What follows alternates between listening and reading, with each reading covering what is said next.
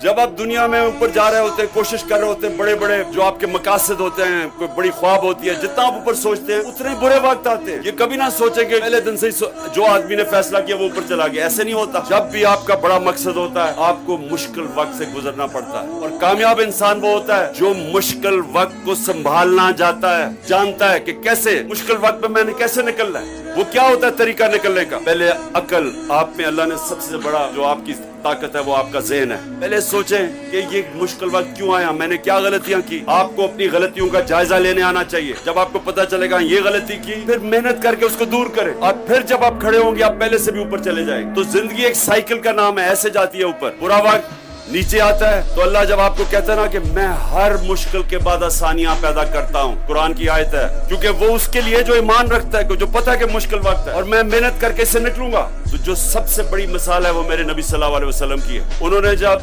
अल्लाह ने जब उनको नबूवत दी तो उससे पहले उनकी मुश्किल जिंदगी नहीं थी। ताजर थे, इज्जत थी माशरे में, हर मसले मसाइल में वो उनको कहते थे कि उनके पास जाओ हमारे मसले हल करने के लिए, क्योंकि अमानतदार थे, सच्चे थे, रिस्पेक्ट थी।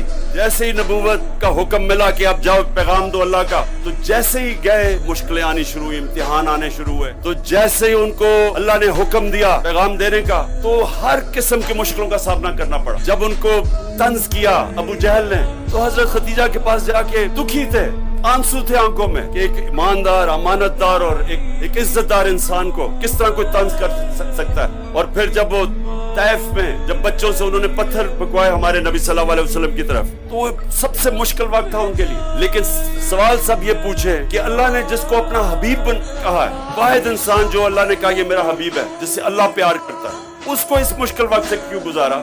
सबको बताने के लिए कि मुश्किल वक्त का सामना जब करते हैं, अगर ऊपर जाना है, तो जो अल्लाह ने अपना हबीब और जिसने सबसे दुनिया की तारीख में कामयाब इंसान, तो उसको मुश्किल वक्त से अल्लाह ने इसलिए गुजारा कि मुश्किल वक्त में इंसान तगड़ा होता है, ताकत उसमें तब आती है। ऊपर जाने के लिए मुश्किल वक्त से गुजरना पड़ता है। और नमाज में मांग रही है कि अल्लाह उनके रास्ते पे लगा जिनको तूने नेमतें बख्शी, सबसे ज्यादा नेमतें अपने हबीब को बख्शी अल्लाह ने। लेकिन अल्लाह ने हमें दिखाने के लिए उनकी जिंदगी से सीखो कि मुश्किल वक्त से डरता नहीं है, मुश्किल वक्त का मुकाबला करते हैं, सीखते हैं। मुश्किल वक्त आपको सिखाता है। अच्छे वक्त में जब हम मैच जीतते थे सारे तालियां तूलियां बजाते थे और कोई याद ही नहीं करता था कि गलतियां क्या की है। जब आप हारते हैं तो सारे बैठ के सोचते हैं कि जी क्या गलतियां की, क्योंकि दुनिया गालियां निकाल रही होती है। और फिर अपनी गलतियों का जायजा लेते हैं, और जो अच्छी टीमें हैं वो अपनी गलतियों को दूर करती हैं और फिर ऊपर आती हैं। तो इसलिए अब सबके लिए ये वक्त है, खास वक्त है सोचने का, वो जो दुनिया का सबसे अजीम इंसान था, हम आज क्यों, हमारी कौम इतने नीचे दुनिया में पीछे रह गई है, बेकारी बन गए हम, इज्जत नहीं है हमारी। हमें पूछना चाहिए अपने आप से, और आप जब ये पूछेंगे और सोचेंगे तो आपको एक चीज सामने आएगी कि